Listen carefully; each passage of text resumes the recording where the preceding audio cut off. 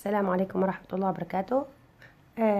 في الفيديو اللي قبل هذا عملنا طاقية وزيناها بالوردة هاي بهذا الشكل. احنا قلنا ان شاء الله هنشرحها في الفيديو اللي بعديه.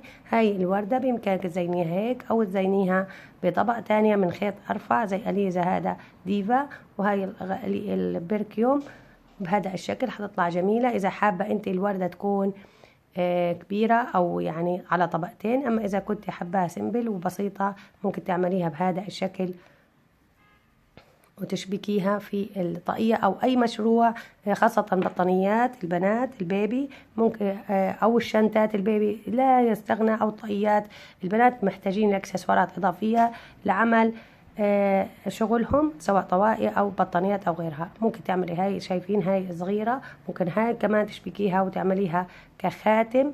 شايفين كيف حتطلع بتجنن. وزي ما قلنا بإمكانك تعمليها أكتر من طبقة. وهاي وهذه وهاي هي ألوانهم. لو بدك تستخدمي جنجا، هذا جنجا وفي خيوط بيضة، شايفين كيف. وهذا اللون البني، شايفين. لو أنا عملت هذه مع هذه واستخدمتها في أي عمل تطلع جميلة جدا. قبل ما نبدأ، أتمنى من أخواتي الكريمات مشاركة هذا الفيديو لكل محبي الكروشيه وحابب يتعلم. وإذا أنت أول مرة تشوفيني أتمنى تشتركي بالقناة وتفعلوا الجرس عشان يوصلكوا كل جديد. وإذا عجبك الفيديو أتمنى تضغطوا لايك. ويلا نبدأ على بركة الله. بسم الله الرحمن الرحيم. ممكن أستخدم أي نوع خيط لهاي الوردة، زائد الخيط له إبرة مناسبة له. هليت أنا هعمل عقدة البداية، بعدين هعمل 4 سلاسل، 1 2 3 4. هعمل منزلقة في أول سلسلة من السلاسل بهذا الشكل. هيك عملت دائرة. هليت هرتفع بسلسلة واحدة، وما بعد هاي السلسلة بروح على الدائرة، نفس الدائرة بدخل وبعمل غرزة نص عمود بهذا الشكل. بعدين هعمل سلسلة وكرر هذا الاشي. هو هذا تكرارنا لهاي الحلقة، لهذا الدور. في الحلقة بندخل وبنعمل غرزة نص عمود، نطلع من 3 حلقات، بعدين سلسلة وبنكرر. بنلف الخيط على السنارة، بندخل في الحلقة وبنعمل غرزة نص عمود اللي هي بنطلع من 3 حلقات، بعدين بنعمل سلسلة كمان مرة. هاي احنا عنا هاي 1 2 3 هنعملهم 6 مرات. 3، هاي 4، بعدين سلسلة، النص عمود الخامس، بعدين سلسلة، النص عمود السادس، بعدين سلسلة. هلقيت في نهاية الدور بعد ما عملت 6 هاي غرزة السلسلة ما بعمل فيها اشي، هروح على اول غرزة نص عمود هدخل فيها واعمل غرزة منزلقة. هيك انا خلصت الدور الاولاني بهذا الشكل. هلقيت هشتغل في السلاسل في كل دور في السلسلة الواحدة في هذا المكان. هروح منزلقة كمان في هاي الفراغ بهذا الشكل. بعدين هرتفع ب3 سلاسل، 1 2 3 سلاسل. هنلف الخيط على السنارة وندخل في هذا المكان في الفراغ او السلسلة، ونرفع لقد ال3 سلاسل. شايفين ال3 سلاسل؟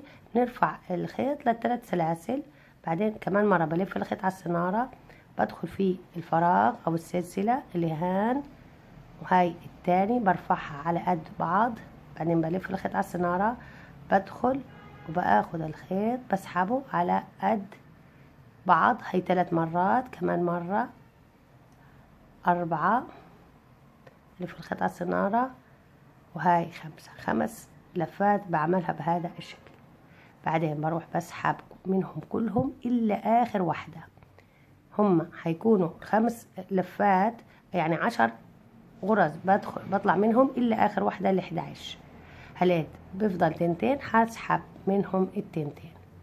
بعدين هعمل 3 سلاسل، 1 2 3، وفي نفس الفراغ الأولاني شايفين في نفس الفراغ هدخل كمان واعمل منزلقة. يعني احنا عملنا هذا كله في الغرزة او السلسلة الواحدة بهذا الشكل. هلقيت هروح على السلسلة، لقيت غرزة النص عمود ما بدخل فيه، هدخل في هذا الفراغ او السلسلة اللي هان، هروح اعمل منزلقة، هروح اعمل منزلقة بهذا الشكل. بعدين هرتفع بثلاث سلاسل، 1 2 3. هلقيت بلف الخيط على السنارة وبروح جوات هاي السلسلة وبسحب خيطي، هاي 1 كمان مرة بلف الخيط على السنارة، وطبعا زي ما قلت لكم على قد الثلاث سلاسل.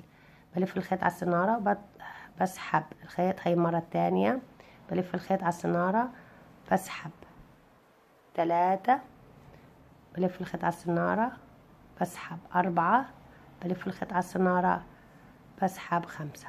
بإمكانك تعمليهم 4 سحبات لهاي غرزة الباف أو 5. بعدين هيكون هدول كلهم اللي على السنارة 11 وحدة، أنا هطلع منهم كلهم إلا هاي آخر وحدة، وبالتالي هعمل هيك أطلع منهم كلهم إلا آخر وحدة. هيكون عندي صار تنتين، هلف الخيط على السنارة وأطلع منهم التنتين مع بعض بهذا الشكل. بعدين بعد ما أطلع منهم التنتين هعمل 3 سلاسل، 1 2 3. هروح على نفس غرزة الباف في هذا المسافة في نفس الفراغ، هروح أعمل غرزة منزلقة. بعدين بعد ما أخلص بروح مرة تانية على الفراغ اللي بعديها، هذا الفراغ الثالث، هدخل وأعمل منزلقة. بعدين أبدأ أعد 1 2 3 3 سلاسل وأدخل في هذا الفراغ نفسه وأعمل غرزة بف من 5 سحبات. هي 1، نعد مع بعض، هذا 2، أهم إشي إنه يكونوا على قد بعض، 2 3 4 5 5 لفات. بعدين بروح أسحب منهم، لو عديناهم مع بعض، 1 2 3 4 5 6 7 8 9 10، وهاي ال11 هطلع من ال10 إلا آخر وحدة، هاي تنتين. بعدين هطلع منهم التنتين مع بعض بهذا الشكل. بعد ما خلص طلعت من التنتين هعمل 3 سلاسل، 1 2 3. هروح تاني على هاي الفراغ هعمل غرزة منزلقة بهذا الشكل. بعمل هيك عشان تتضح لي لما أخلص إن شاء الله. هلقيت كمان مرة نعملها، هندخل في الفراغ اللي بعديه وهنعمل منزلقة. هاي أول إشي نعمل منزلقة في المنطقة اللي أنا هنتقل إليها، أوكي. بعدين هعمل 3 سلاسل، 1 2 3، هرتفع ب3 سلاسل، وبعد ما أخلص الباف هنزل ب3 سلاسل.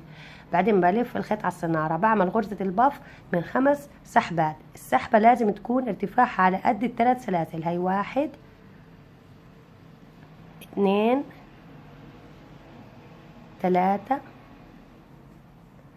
4، وهاي ال5 5 سحبات. بعدين بطلع منهم كلهم إلا آخر واحدة، هدول تنتين بلف الخيط وبسحب منهم التنتين.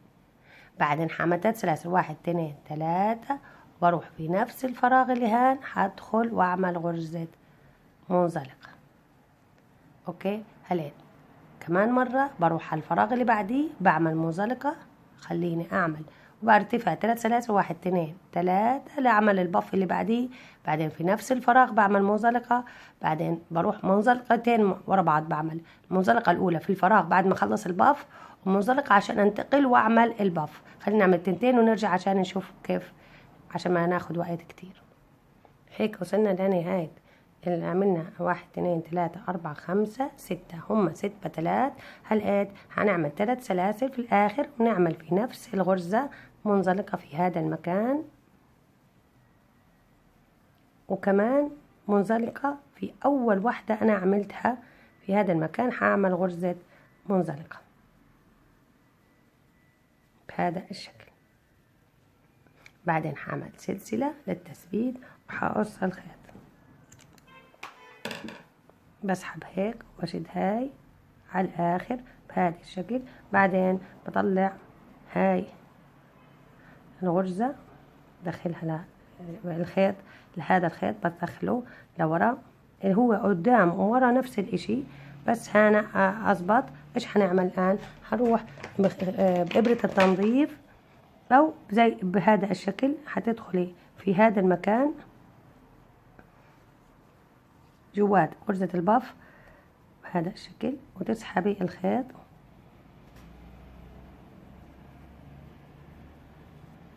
وكمان هنا في جوات الباف تدخل هيك من النص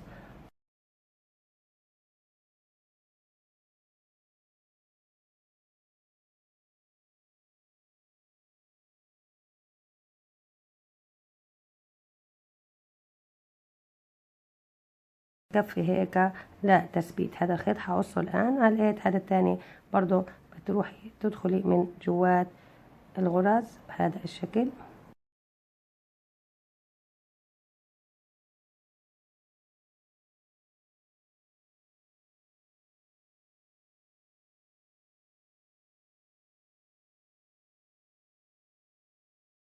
بنقصهم الخيوط. بعد ما قصينا الخيوط بعمل هيك بظهرهم وبرتبهم الغرزات البتلات يعني اللي هي غرزة الباف. بعد ما هيك هاي وجهها وهاي ظهرها، او اذا بدك هيك تكون الغرز زي ما انت بتحبي. بعدين بتروحي تزينيها باللي بتحبيه. ممكن تعملي بهذا الشكل لتزيينها، او ممكن تستخدمي اكتر من طبقة لإلها زي ما حكينا بهذا الشكل. ممكن تعملي هذا بيضة بتطلع بجنن مميزة. إذا حابة أنت تكون أكتر من طبقة بهذا تختاري نفس هاي الخيط إخميل بتستخدمي خيط أرفع شوية، مثلا زي خيوط الهيمالايا لو عملناها بخيط الأبيض هيطلع جميل جدا بهذا الشكل. أتمنى تعجبكم وتنال على رضاكم. إن شاء الله نشوفكم في فيديو تاني، والسلام عليكم ورحمة الله وبركاته.